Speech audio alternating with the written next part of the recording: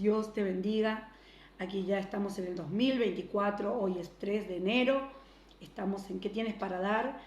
Y bueno, aquí en la gran comisión, ¿no? De hablar lo que Dios ha hecho en nuestra vida, en nuestro hogar, en nuestra familia, y seguramente que el 2023 nos ha dejado mucha enseñanza. Lo bueno es que de cada situación que vivimos, de cada situación que tenemos diaria, podamos haber aprendido algo. Bueno, a mí me tocó visitar a mi familia muy lejos, 12 años que yo no los veía, y eran situaciones difíciles que se vivieron en la familia, como toda familia, ¿no? Que tiene sus situaciones, pero creo que a todos nos pasa.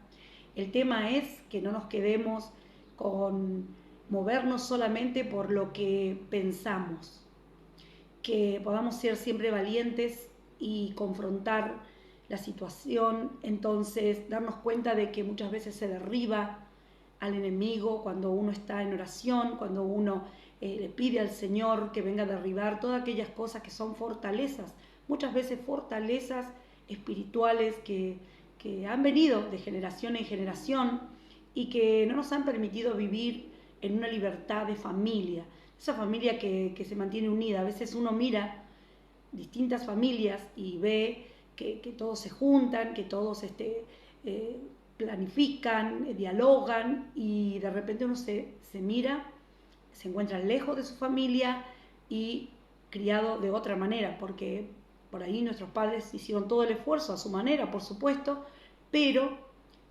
tal vez no estábamos en la unidad, o no estamos en la unidad que Dios quiere que estemos. Sí, por supuesto, es que el Espíritu mismo es el que nos da la convicción de que somos hijos de Dios y que somos una familia en Él.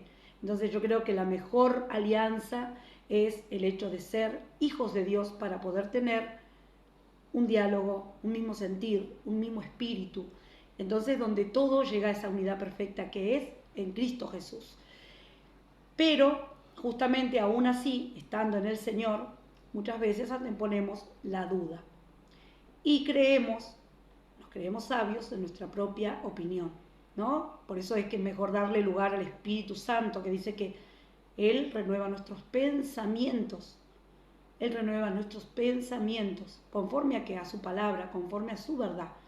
Entonces, no quedarnos con lo que pensamos, con lo que sentimos y solamente embotarnos en rencores, en pleitos, en lo que haya pasado, ¿no? En la familia, sino que podamos darle siempre la posibilidad al Señor y al Espíritu Santo a venir a nuestra vida a hacer nuevas todas las cosas.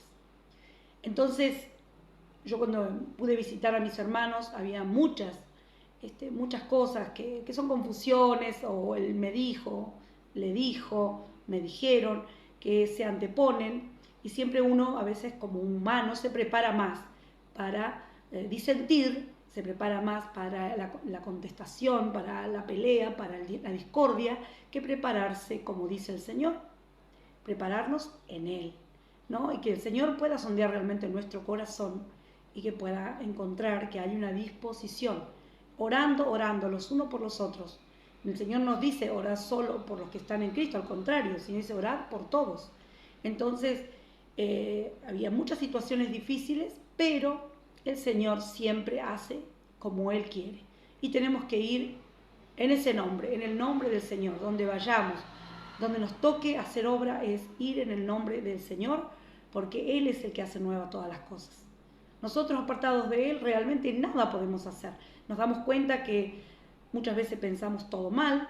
Y como dice esta palabra, mira, en Proverbios 21, versículo 2, dice: todo camino del hombre es recto ante sus ojos, pero el Señor sondea los corazones.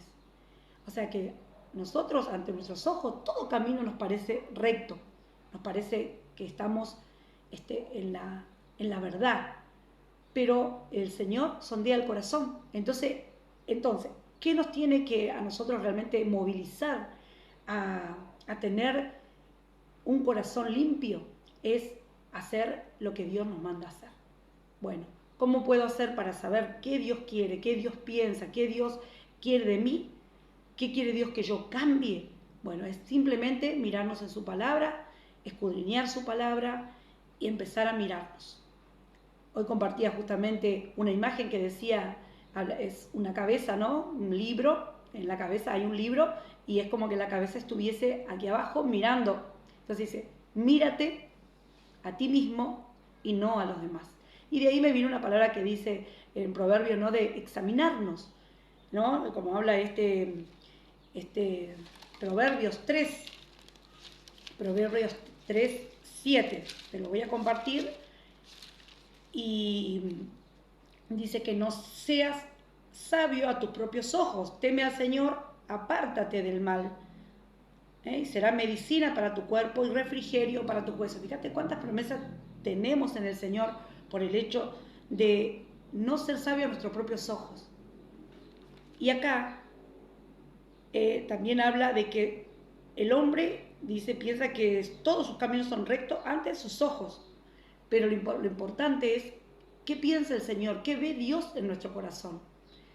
Porque nosotros podemos, tener actitudes, hábitos o creencias que nos hayan de alguna manera enfrascado en una forma de pensar, en una forma de que esta es mi verdad, así soy yo. Vos sabés que es algo que no nos permite tener compasión, por ejemplo, por los demás. Si el Señor se compadeció de nuestras vidas, ahora, ¿cómo creemos que Dios no se puede compadecer de mí o de la otra persona cuando nos toca a nosotros juzgar una situación?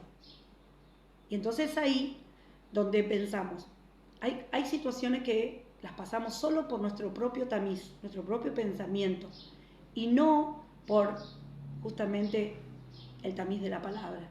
¿Qué dice el Señor? ¿Qué piensa el Señor de esto? ¿Qué debo contestar? ¿Qué debo hacer?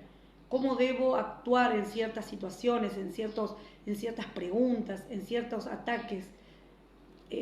Cosas que nosotros sabemos que existen, pero que de repente el Señor dice que también nos es sabio callar y dejar que Él haga. Entonces, dejar que el tiempo sea el testigo de todas las cosas, dejar que el tiempo ordene todo conforme a lo que está en la voluntad del Señor. Porque fuera de Él, el hombre nada puede hacer.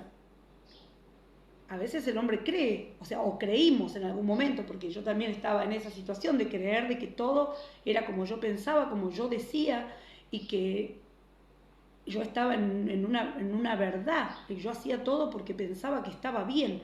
Pero cuando uno se mira la palabra y la ve como un espejo, te das cuenta todo el camino recorrido era malo, fue malo. Y que Dios por misericordia nos permite seguir transitando porque ya estamos en Él, porque Él vino a salvar lo que se había perdido. Estábamos todos perdidos, sin Él, muertos en delitos y pecados. Imagínate que Dios tiene que hacer su Hijo, cuando dio a su Hijo fue el plan perfecto para rescatarnos. Entonces, ¿cuánto desprecio tuvimos hacia el Señor? ¿Cuánto quebranto pasó el Señor por nosotros? Porque Él tuvo que, justamente dice la palabra que Él es experimentado en quebrantos. Experimentado, si hay alguien experimentado en dolores y quebranto, por eso nosotros muchas veces victimizarnos de que como que, pobrecita yo, todo lo que me hacen, todo lo que me dicen, es como cuando miramos al Señor nos damos cuenta que lo nuestro es nada.